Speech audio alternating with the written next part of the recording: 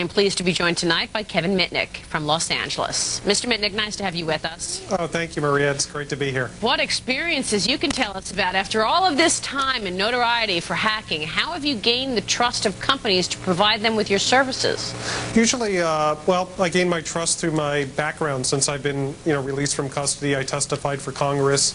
I had several clients. I'm pretty much in the public eye, and fortunately, businesses are coming around and they're giving me the benefit of the doubt, and it's great to have that change. I mean, my life has completely made a 360-degree change since 5 years ago. What made you change, turn around, and decide hacking is wrong? Well, hacking has always been wrong, and I knew that, and I regret what I've done in the past, and I'm trying to take my past and leave it behind me, and using my skills, my knowledge, to help businesses and people protect themselves against the threats that are out there, because it is a dangerous world. When you were banned from computers during your probation, following your release in 2000. When you finally logged on again, what shocked you the most? What was the first site you visited? Well, actually, I had my own talk radio show on a Los Angeles station, and my show was all about the internet. So it wasn't shocking to me, because I would sit behind my producers and they would surf the internet and I would watch them. So the internet was really no big surprise to me, but the commercialism of the internet, back in my hacking heyday, if you will, there was no such thing as Google, CNBC, eBay, Amazon. All those things did not exist. The internet was so new that that no organizations did business on the internet. It was all educational institutions, universities, military, research organizations, and such. How did you even get interested in doing that? I mean, I was reading in the book that you hacked for the sheer thrill of it. You just wanted the break-in, not to steal money, not to steal secrets. How did you first begin with this hobby, and was it hard to stop? Well, when I was a young boy in high school, I was very interested in computer technologies and telephones, telecommunications, and there was a group of kids that were at my high school, and I wanted to get in there. I wanted to join this group.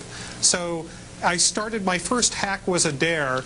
They had dared me to hack into this large corporation's computer network and get access to this particular system, and that was the first time that I engaged in that activity. I actually accomplished it through a technique called social engineering, which is what my book is about, and that's when I first got into it. It was really for the thrill, the intellectual challenge, the pursuit of knowledge, the intrigue of being somewhere where I shouldn't have been.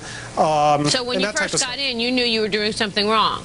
Well, yeah, of course. I mean, it's a no-brainer. You don't think it's that wrong, but you know that you should not be there. I mean, it's like trespassing on a neighbor's lawn. You know you shouldn't be there. You've had incredible experience. I mean, going into jail, coming out of jail under pressure from the FBI in the early 90s. You fled. You took on new identities. You worked during a 2-year manhunt. How were you finally caught? Tell me about the experience of being caught, going to jail. What was that like? Well, the reason I ran is back in 1988, I went before a federal judge, and the prosecutors had told this judge that they would have to place me in solitary confinement, and that it was the only way to protect society, because if I had wanted to, that I could somehow launch nuclear weapons by whistling into a telephone. And the judge, surprisingly, agreed with the government, and they put me in solitary confinement for 8 months. So when I eventually was released, I ended up fleeing, and I became a fugitive. And in 1995, I was caught because there was another security expert that was able to help the FBI identify my whereabouts, because the FBI was ineffective at finding me, because I was pretty adept at covering my tracks and creating identities, and I worked legitimate positions, not under Kevin Mitnick, but under alternate identities to support myself. And how did you do that? How did you get all the alternative identities? Oh, I know how the system works. There's for example, there's the death record method. If you can find a person that had died, that was born in a different state, and they were at a sufficiently young age, you can simply apply for that person's birth certificate and become them. It's a very simple method that is well known. And when you just mentioned earlier being able to tap into the computer system and unleash nuclear weapons, you said it as if you didn't. You're saying that's not true. You're saying I mean, that's ridiculous. I mean, that's the movie 1983 movie War Games. I mean, it was absurd that any intelligent human being could believe that somebody can make a telephone call and whistle in the telephone and cause a nuclear strike. I mean, come on. What was the reaction to you in jail? In jail, I was respected for my intelligence and by the other inmates, but at the same time, I was disrespected because I didn't do it for money. I didn't try to steal money, so they didn't respect that, because the people that you're with in custody, they're into stealing money and property or drug dealing and committing crimes. That's their lifestyle. Mr. Mitnick, please stay with us. Thank you for your candor. We will slip in a break, and then I want to ask you about the big picture. How vulnerable is the United States to a massive computer attack by terrorists? We'll also talk about the hacker attacks on his own website, the subject of our quote of the day. Stay with us.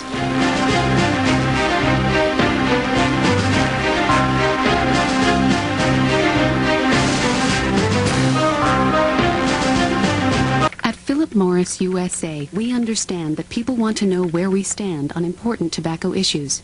On our website, you can find out. For example, we agree that there is no safe cigarette. Cigarette smoking is addictive and causes serious diseases including lung cancer, heart disease, and emphysema. The only proven way to reduce the health risks of smoking is to quit.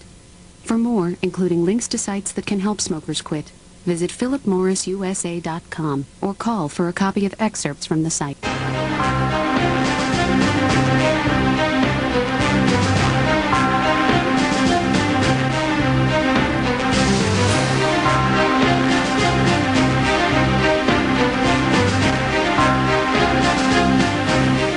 Welcome back. We're back now with Kevin Mitnick, perhaps the best-known computer hacker ever, who now has a company that works against malicious hacking. Mr. Mitnick, let's go back to let's start at the national level. How vulnerable, in your view, is the United States to a large-scale computer attack by Al-Qaeda or any other terrorist group, for that matter? Well, I think the threat of cyber terrorism is quite overblown, but at the same time, I have specific knowledge of our telecommunications infrastructure, and when I was a young kid, I was able to compromise telephone companies throughout the United States. So if a terrorist group wanted to interfere with our telecommunications, I believe it is possible. Will they? Are they interested in disrupting our economic standing, or are they interested in doing some sort of terrorist attack of symbolism where they're, blowing up buildings and stuff like that? I think it's more the latter. But I believe all businesses are vulnerable, including government agencies, universities.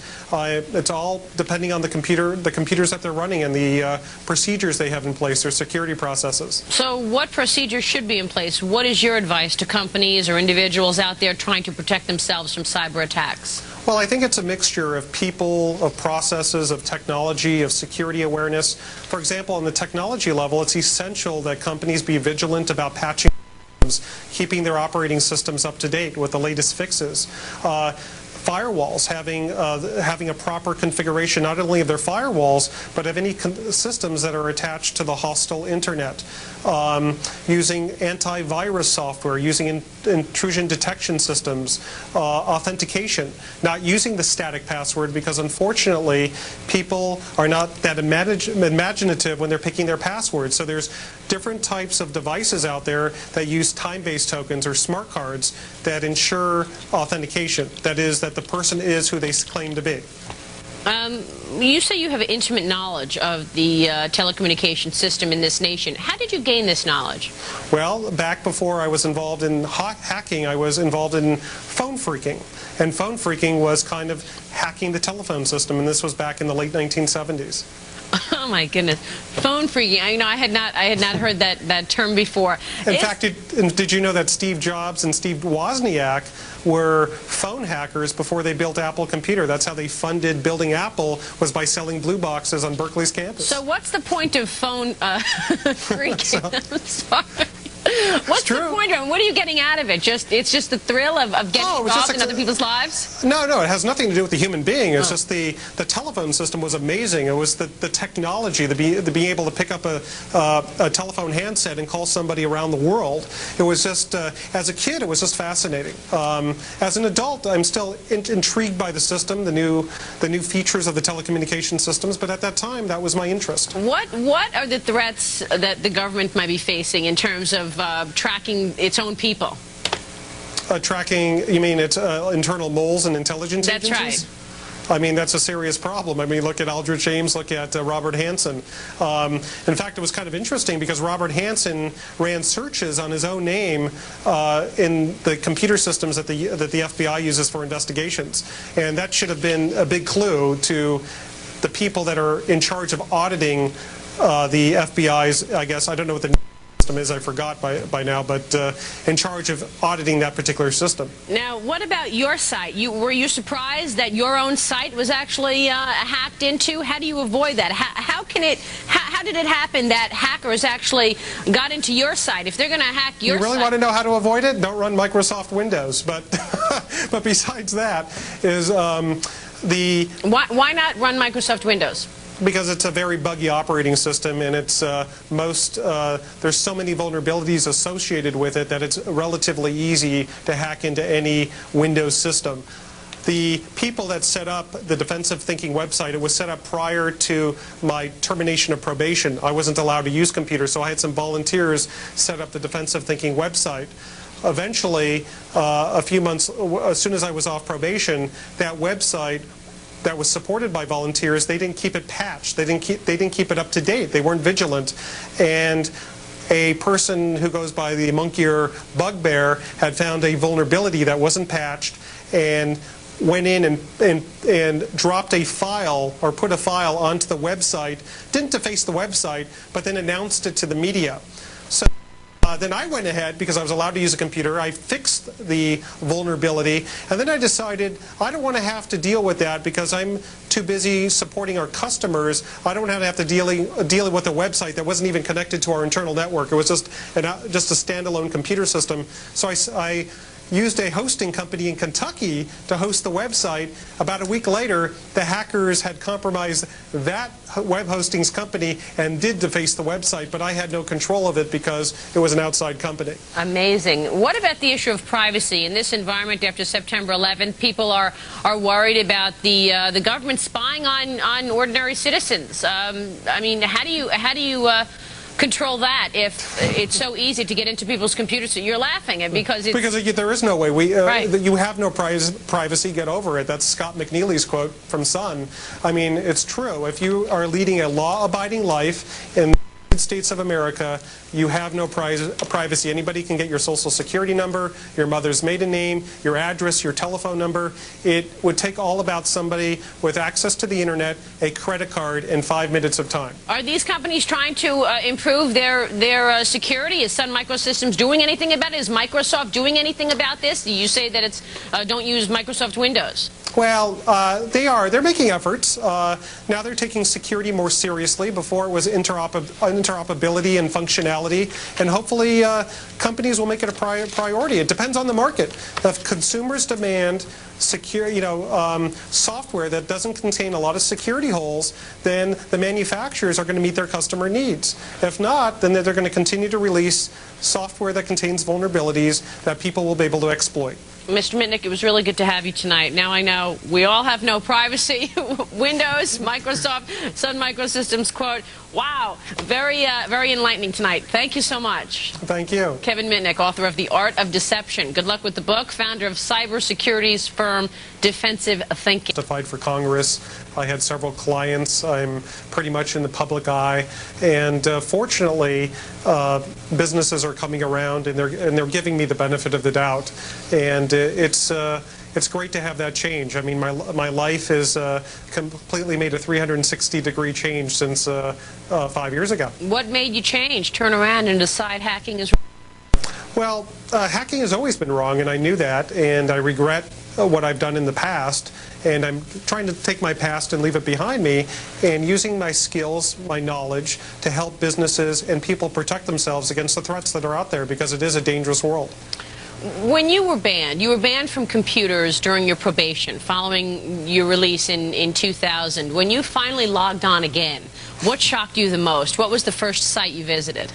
Well, actually, I had my own talk radio show on a Los Angeles station, and my show was all about the internet. So it wasn't shocking to me, because I would sit behind my producers, and they would surf the internet, and I would watch them. So the internet was really no big surprise to me, but the commercialism of the internet, back in my hacking heyday, if you will, there was no such thing as Google, CNBC, eBay, Amazon. All those things did not exist. The internet was so new that I am pleased to be joined tonight by Kevin Mitnick from Los Angeles. Mr. Mitnick, nice to have you with us. Oh, thank you, Maria. It's great to be here. What experiences you can tell us about after all of this time and notoriety for hacking? How have you gained the trust of companies to provide them with your services? Usually, well, I gained my trust through my background. Since I've been, released from custody, I tested